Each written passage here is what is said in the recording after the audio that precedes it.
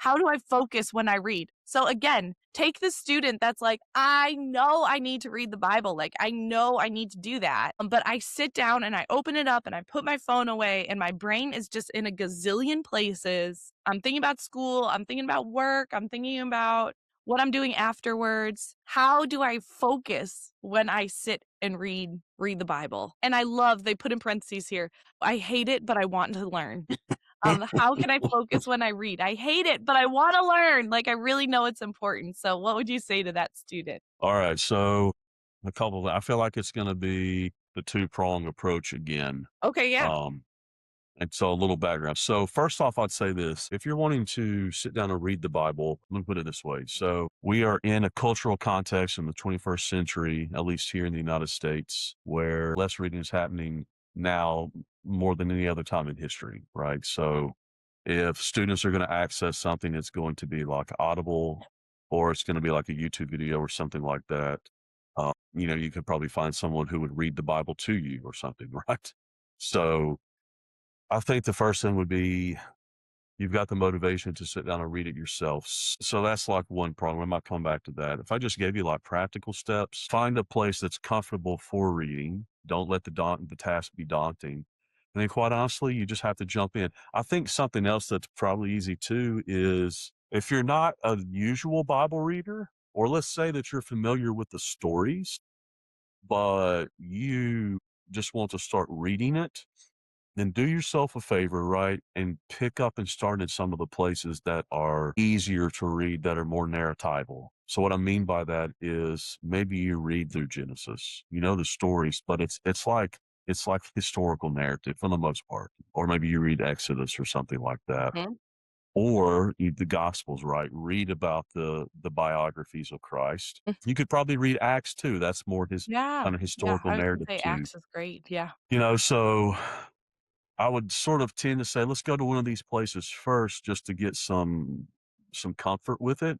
Like jumping into Proverbs could be good. It also could be like really frustrating, or like trying to read through Revelation or jumping into Isaiah or something. Those things just require a more focused type of reading. If you're reading the Bible, what are you reading it for? How are you expecting to read it? I'm not against devotional reading. I think some people think if I just open my Bible and reading it, that is devotional reading. And not necessarily the case. Sometimes it's I open the Bible and I'm reading a chapter a day just because I'm getting information and I'm trying to learn what's actually happening historically, culturally, whatever the case may be. That doesn't make it non-spiritual. It doesn't put on me the expectation that I have to read the Bible today and hear something from God, or this was a failure of a task that I did, right?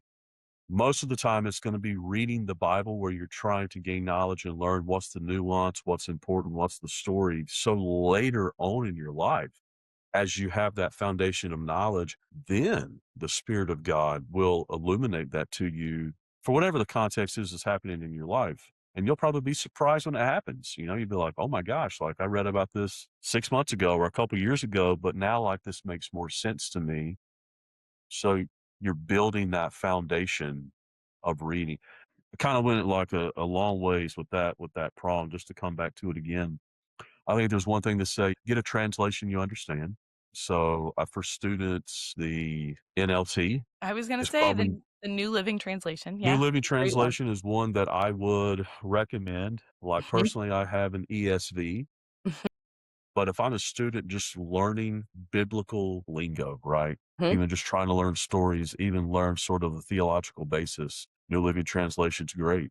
It's Yeah. easy to read. Yep. It's not going to give you words that are like, I have no clue what this means. It's Yeah. just a way for you to start gaining some knowledge. And then I think, it's just, are you making some time in your day or at least every couple of days to find a place where you can read and, don't set yourself up for failure, right? Like I'll get a book and get in my big recliner with a blanket and then I'm asleep in 5 minutes, Right.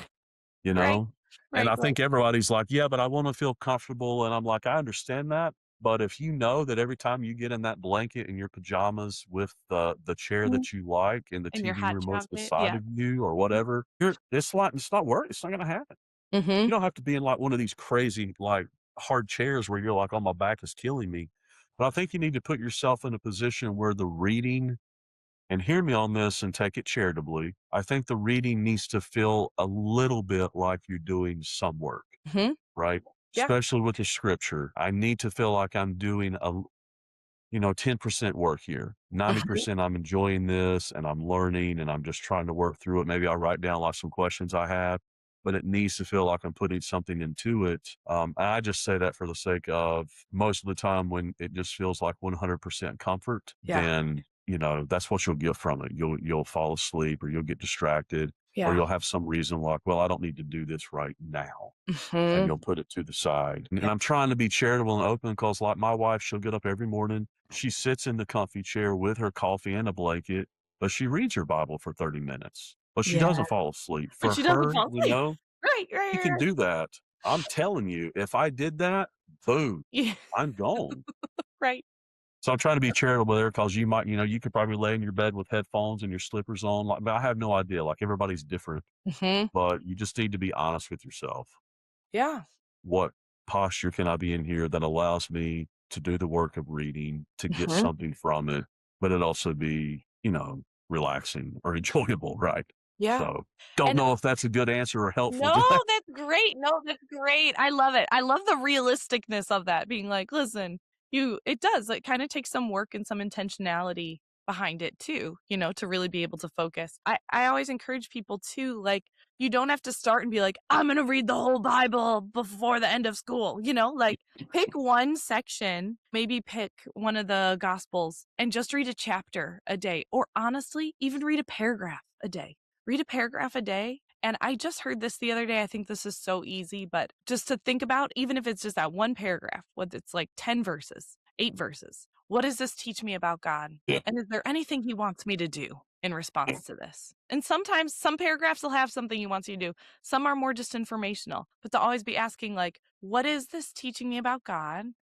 And is there anything he wants me to do as his follower from this? And maybe it is just like 10 minutes of focused time like that, 10 minutes sitting at your desk, reading a thing, thinking about those two questions, and that's it. Like read a section, think about what is God saying about himself? Is there anything he wants me to do? Lord, is there anything you want me to do?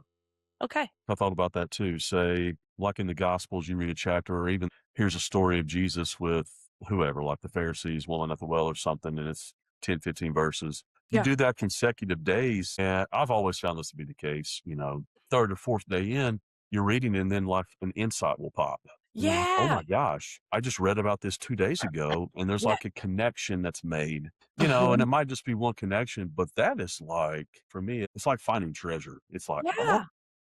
that makes a lot of sense now, Mhm. and it just gives you that motivation to wanna to go deeper. But yeah, that's really Yeah. good too, like you said, dude. Take the paragraph, the chapter that you can manage and dealing with those questions. That's really good too. And then when you start seeing those connections, like you said, all of a sudden you're like, what else is in here? It's super Yeah. motivating to see where more of those connections are and stuff like that. No, so good. So, so good.